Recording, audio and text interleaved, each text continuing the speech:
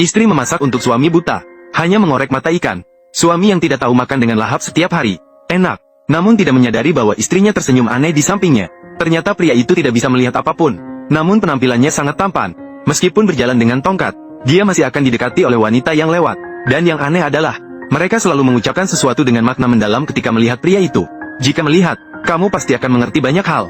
Meskipun pria itu merasa bingung, namun dia tidak terlalu memikirkannya. Namun pada suatu hari di toko pijatnya, datang seorang wanita cantik. Tanpa disadari, wanita itu akan segera memengaruhi hidup pria itu. Saat pria itu fokus memberinya pijatan, wanita itu tiba-tiba bangkit, menatap mata pria itu dengan tajam. Tak disangka, beberapa saat kemudian dia mendesah panjang.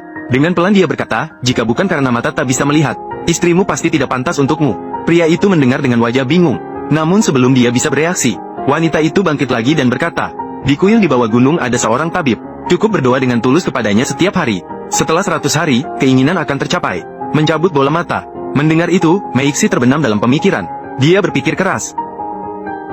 Dia memutuskan untuk pergi ke bawah gunung untuk memuja master obat. Berdoa agar matanya bisa sembuh. Tidak disangka, setelah istri mendengarnya, ekspresinya tiba-tiba menjadi tidak alami. Apa sebenarnya yang ingin kamu lihat?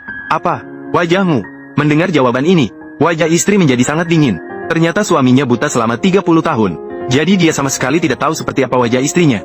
Dan karena khawatir jika dia mendapatkan kembali penglihatannya, pasti akan merasa tidak percaya diri dengan penampilannya yang buruk. Maka setiap hari istri mengeluarkan matanya, mencabut bola mata, mengutuknya agar sama seperti ikan ini, tidak akan pernah bisa melihat. Namun sekarang mengetahui bahwa suaminya benar-benar penasaran dengan penampilannya. Dengan ragu, istri berkata, jangan juga meremehkan penampilanku.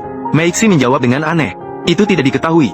Tanpa disadari, karena jawabannya membuat istri memiliki pemikiran berani untuk menyembuhkan matanya secepat mungkin. Keesokan harinya, Meixi pergi sendirian ke kuil di bawah gunung. Namun di tengah jalan, dia bertemu lagi tetangga perempuan yang sering berbincang dengannya. Tetangga perempuan mendengar bahwa Miki akan pergi ke gunung untuk bersembahyang. Tiba-tiba terlihat senang, lalu mengucapkan kata-kata yang penuh makna sekali lagi. Setelah melihat, kamu pasti akan memahami banyak hal. Banyak hal. Ya, kemudian tetap tidak terlalu sibuk, lalu berbalik dan pergi. Miki tidak berani terlalu lama. Segera tiba di kuil, melemparkan sekeping koin jade, berdoa dengan tulus agar matanya bisa sembuh. Namun, tanpa disadari, dia akan segera menyesali keputusannya. Suami buta ingin tahu seperti apa istri yang sebenarnya.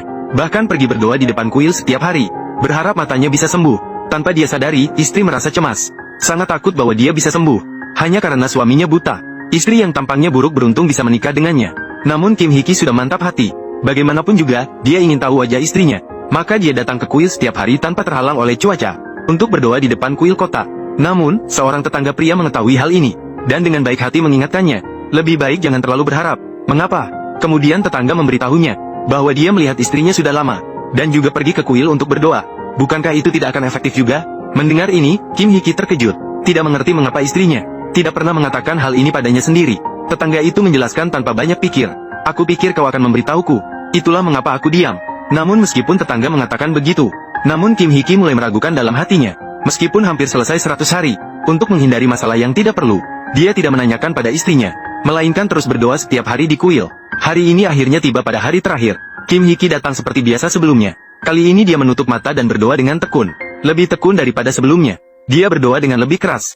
Hingga dari pagi hingga malam. Barulah dia perlahan membuka mata. Kim Hiki mencoba melihat sekelilingnya. Namun yang tidak pernah terbayangkan olehnya, dia masih belum bisa melihat. Meixi merasa sangat kecewa.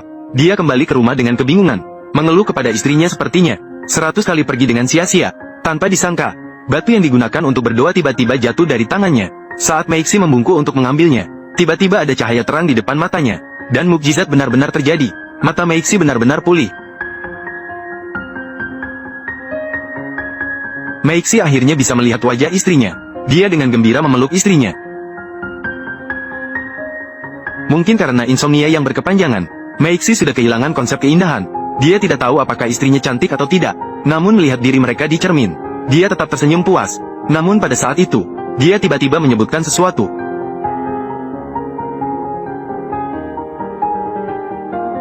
Namun Meixi yang tenggelam dalam kebahagiaan, tidak menyadari makna tersirat dari ucapan itu. Dia pikir hari-hari baik akan segera datang. Namun segera Meixi merasa ada yang tidak beres. Awalnya saat makan, dia melihat istrinya membuat sarden. Matanya tiba-tiba dicungkil, langsung merasa mual. Tidak pernah terbayangkan makanan yang selalu dimakannya. Ternyata ini. Namun sang istri pura-pura tak tahu apa-apa. Karena benar-benar tidak bisa melanjutkan makan, Meixi akhirnya mencari alasan untuk pergi sendirian. Tanpa dia sadari, tindakan anehnya membuat sang istri semakin gelisah di dalam hatinya. Pria itu berpura-pura sepanjang hidupnya, namun tiba-tiba mendapatkan penglihatan kembali hari itu. Melihat suaminya mendapatkan kembali penglihatan, sang istri terlihat panik, hanya karena dia sangat jelek. Padahal suaminya adalah pria terganteng di desa. Namun yang tidak pernah terbayangkan oleh sang istri adalah, suaminya karena kebutaan jangka panjang, ternyata sudah kehilangan kemampuan untuk menilai kecantikan. Padahal dulu dipikirkan dia akan tetap seperti itu selamanya. Namun tak disangka hingga hari ini, tetangga tiba-tiba menemukan Meixi. Sepertinya ada sesuatu yang sulit diucapkan. Setelah ragu sejenak, akhirnya bertanya, "Bagaimana perasaanmu terhadap Meixi?" Menghadapi masalah ini, Meixi benar-benar tidak tahu bagaimana menjawab, karena dia tidak pernah melihat wanita lain. Tidak bisa membedakan bagaimana penampilan istri sebenarnya. Tetapi tetangganya dengan jujur memberitahunya setelah mendengarnya. Sebenarnya, istrinya sangat jelek, tidak cocok dengan Meixi yang tampan dan ganteng. Begitu membuka mata, dia menemukan, mereka adalah pasangan yang sangat aneh. Meixi mendengar ini merasa bingung. Namun sebelum dia sempat memikirkannya, tetangganya dengan senyum jahat diam-diam memberitahunya lagi, "Kamu benar-benar pria baik. Kamu seharusnya pria baik." Tanpa disadari, sebenarnya karena perkataan tetangganya, Meixi mulai tertarik pada kecantikan dan kejelekan.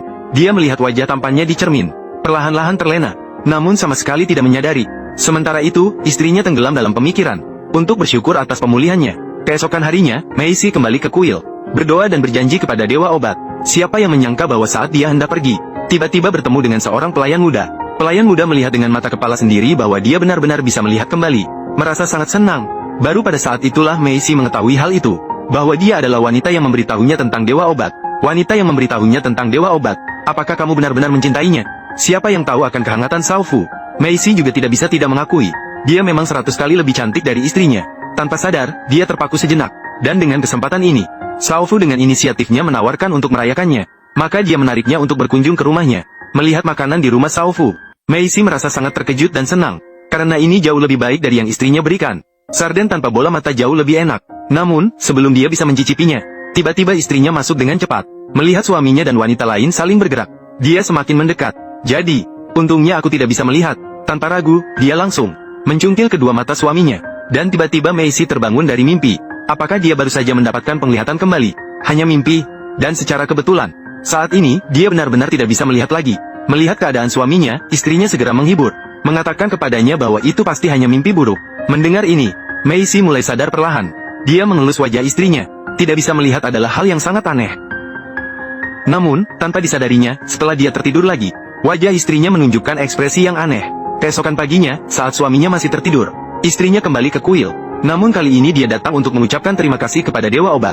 Mengucapkan terima kasih karena membuat suaminya tidak bisa tidur lagi.